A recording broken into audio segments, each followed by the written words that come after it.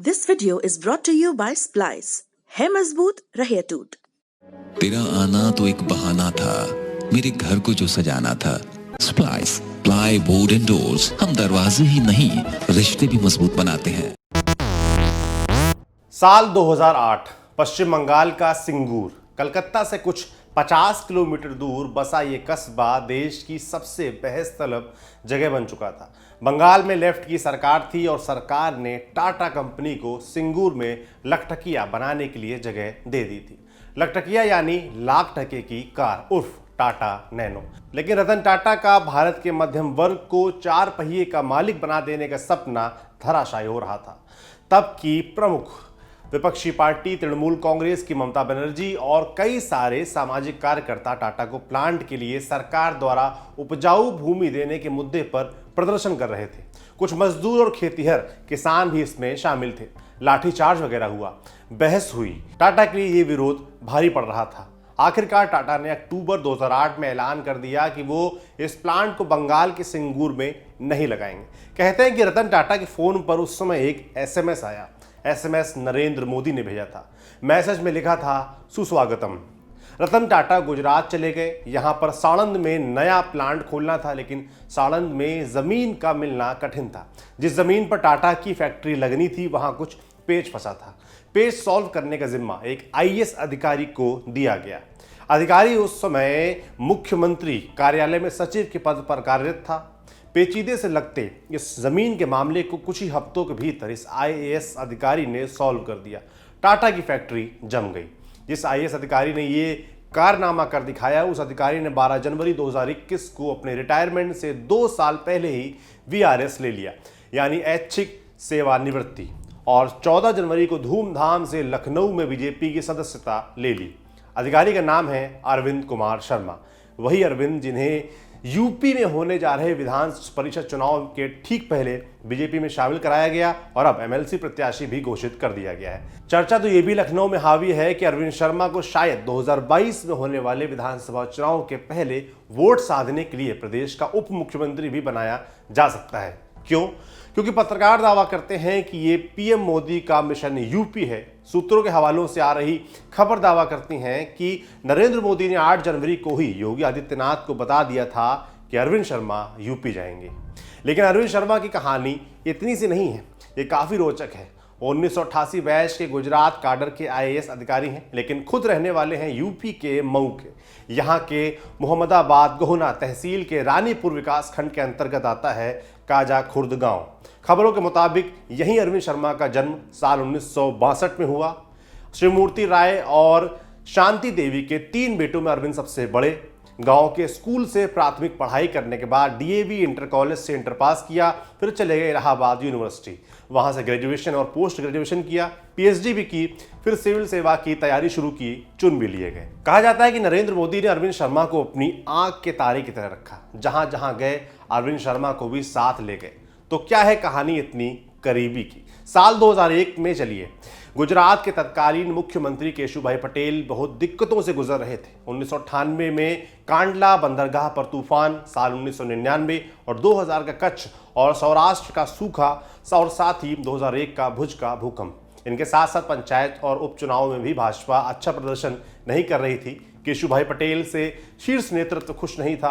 केशुभाई की सरकार की नाकामी के खिलाफ खबरें छापी जा रही थी। चर्चा थी कि जिस आदमी ने भीतर खाने की खबर मीडिया को उपलब्ध करवाई थी, उसे ही अगला मुख्यमंत्री बनाया जाना था, और बना भी दिया गया।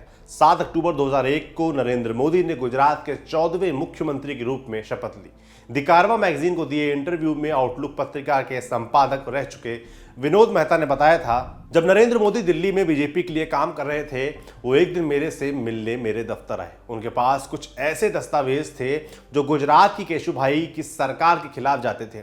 इसके कुछ ही दिन बाद मैंने सुना कि उन्हें गुजरात का नया मुख्यमंत्री बनाया जा रहा है। बहरहाल, इस तख्तापलट के दौरान नरेंद्र मोदी की मुलाकात हर्षद ब्रह्मभट्ट से हुई। हर्षद एक आईएएस अधिकारी थे और जनरल एडमिनिस्ट्रेशन डिपार्टमेंट से जुड़े हुए थे। और गुजरात से जुड़े एक वरिष्ठ पत्रकार बताते हैं कि हर्षद का राष्ट्रीय स्वयंसेवक संघ से भी गहरा जुड़ाव था।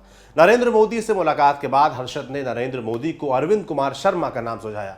इसके पहले अरविंद वडोदरा में पुनर्वास विभाग में ज्वाइंट कमिश्नर, गांधीनगर के वित्त विभाग में डिप्टी सचिव, खेड़ा में कलेक्टर और खनन विभाग में ज्वाइंट मैनेजिंग डायरेक्टर, मेहसाणा में डीएम और उसके पहले एसडीएम के पद पर रह चुके थे। अरविंद कुमार शर्मा को हर्षद ब्रह्मभट्ट की सिफारिश पर तुरंत मुख्यमंत्री सचिवालय बुला लिया गया। नियुक्ति हुई सचिव के पद पर और यहीं से अरविंद शर्मा और नरेंद्र मोदी के बीच एक अटूट संबंध की शुरुआत हुई। साल 2004 में अरविंद शर्मा ज्वाइंट सेक्रेटरी बना दिए गए। बाद में एडिशनल प्रिंसिपल सेक्रेटरी बनाकर गांधीनगर के मुख्यमंत्री कार्यालय भेज दिए गए। जहां जहां नरेंद्र मोदी रहे वहां वहां अरविंद कुमार शर्मा मौजूद रहे। अपने गुजरात के कार्यकाल के दौरान अरविंद शर्मा ने 2-4 गेम चेंजर किस्म के काम भी किए। एक तो टाटा के नैनो प्लांट के लिए रास्ता साफ करना, तो हमने आपको बता ही दिया। दूसरा काम है साल 2001 में भुज में आए भूकंप में राहत कार्य। यह घटना केशुभाई की सरकार में ताबूत की आखिरी कील की तरह थी, लिहाजा नरेंद्र मोदी को राहत कार्यों को समय पर पूरा करना था। लोग बताते हैं कि काम समय में राहत कार्य और पुनर्वास को अंजाम देने में अरविंद शर्मा ने नरेंद्र मोदी की मदद की। फिर आया साल और तीसरा गेम चेंजर काम, वाइब्रेंट गुजरात। साल 2003 में शुरू हुआ ये गुजरात सरकार का ऐसा जलसा है जिसकी मदद से गुजरात सरकार निवेशकों को लुभाती है। हर 2 साल पर इस जलसे का आयोजन किया जाता है। खबरें और लोग बताते हैं कि नरेंद्र मोदी के करीब आने के बाद अरविंद कुमार शर्मा ने वाइब्रेंट गुजरात के आयोजन में प्रमुख भूमिका निभाई। अरविंद शर्मा वाइब्रेंट गुजरात के प्रमुख योजनाकार रहे।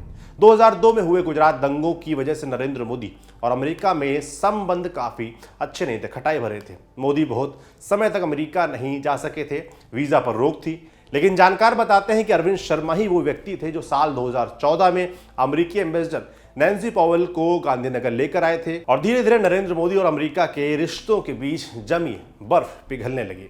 लोग बताते हैं कि अपने मुख्यमंत्री के कार्यकाल के दौरान नरेंद्र मोदी देश विदेश के जितने भी दौरों पर गए, अरविंद शर्मा उनके साथ जरूर मौजूद रहे। यह भी कहा जाता है कि नरेंद्र मोदी जिन भी कानूनी पचड़ों में फंसे वहां उनकी मदद अरविंद शर्मा ने ही की, भले ही वो मुद्दे 2002 के गुजरात दंगों से जुड़े क्यों ना हो। गुजरात से जुड़े एक वरिष्ठ केंद्रीय अधिकारी जानकारी देते हैं कि साल 2006 का 11 महीनों का समय छोड़ दें तो पिछले 20 सालों में नरेंद्र मोदी और अरविंद कुमार शर्मा का साथ कभी नहीं छोटा है। इन 11 महीनों में अरविंद कुमार शर्मा फॉरेन ट्रेनिंग के लिए ऑस्ट्रेलिया गए हुए थे। हमसे बातचीत में वो वरिष्ठ अधिकारी कहते हैं 16 मई 2014 को तय हुआ कि नरेंद्र मोदी ही अगले प्रधानमंत्री बनेंगे।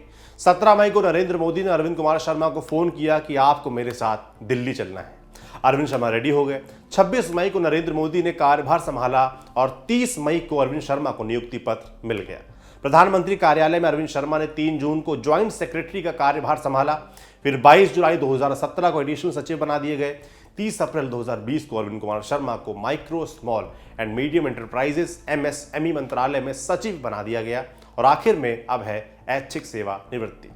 लेकिन केंद्र में आने के बाद भी अरविंद कुमार शर्मा का कार्यकाल बहुत चर्चा में रहा। उन्हें सीधे उन प्रोजेक्ट से जोड़ा गया जिनमें नरेंद्र मोदी की खास रुचि होती थी। 2019 में केंद्र सरकार के 100 करोड़ इंफ्रास्ट्रक्चर में निवेश में प्लान को डिजाइन करने में अरविंद कुमार शर्मा ने महत्वपूर्ण भूमिका निभाई। साथ ही इससे जुड़े मंत्रालयों में अरविंद शर्मा की सीधी दखल होती थी। चर्चा तो ये भी अभी भी है कि अरविंद कुमार शर्मा का मेयार इतना बुलंद था कि वो काम निकालने के लिए सीधे केंद्रीय मंत्रियों को फोन लगा देते थे। उनकी कार्यशैली को देखते हुए ही नरेंद्र मोदी ने लॉकडाउन में अरविंद शर्मा को MSME मंत्रालय में सचिव बना दिया। इसके बाद ही MSME को जिंदा करने के लिए लोन देने की परियोजना और आत्मनिर्भर भारत की नींव रखी गई। इस पूरी बहस को करीब से जानने वाले एक अधिकारी बताते हैं अरविंद शर्मा के अंदर कुछ खास खूबियां हैं। एक, वो बहुत कम शब्दों के व्यक्ति हैं, बहुत कम बोलते हैं, तो बहुत कर्मठ हैं। कुछ काम ठान लिया तो उसे अंजाम पर जरूर पहुंचाते हैं। और तीसरी सबसे खास खूबी, नरेंद्र मोदी अगर कुछ बोल दे तो अरविंद शर्मा उससे 1 इंच भी पीछे नहीं हटेंगे। वो बात पत्थर की लकीर है। यही बात उन्हें नरेंद्र मोदी का खास बनाती है। बहरहाल अरविंद शर्मा अब यूपी आ चुके हैं। MLC के लिए भी उनके नाम पर मुहर लग गई है। MLC बनकर वो बीजेपी के लिए क्या करते हैं, ये एक राजनीतिक परिदृश्य का सवाल है। इसका जवाब अगले 1-8 सालों में मिलेगा। लेकिन ये बताते हुए कि एक रात पहले ही उन्हें बीजेपी की सदस्यता लेने के लिए कहा गया, अरविंद शर्मा ने कहा अचानक किसी ऐसे आदमी को पार्टी में शामिल कर लेना जिसके पास कोई राजनीतिक पृष्ठभूमि या कोई राजनीतिक विरासत नहीं है, ऐसा सिर्फ भाजपा और नरेंद्र मोदी ही कर सकते हैं। ये तो नहीं पता कि यूपी में एक तीसरा डिप्टी CM आएगा या दिनेश शर्मा और केशव प्रसाद मौर्य में से किसी एक की छुट्टी होगी, लेकिन यह चर्चा बुलंद है कि अरविंद शर्मा को यूपी भेजकर नरेंद्र मोदी ने लखनऊ में अपनी इंद्रियां बुलंद की हैं। नरेंद्र मोदी की आंख और कान अरविंद शर्मा बनेंगे, ऐसा कहा जा रहा है। और कहा तो यह भी जा रहा है कि यूपी की ताकतवर नौकरशाह लॉबी में नरेंद्र मोदी अपना सिक्का बुलंद करेंगे, ताकि यूपी में चल रही पीएमओ की परियोजनाओं पर अरविंद शर्मा नजर बनाए रखें। आपके लिए रिपोर्ट लिखी थी हमारे साथ सिद्धांत ने। देखते रहिए दी लल्लन टॉप।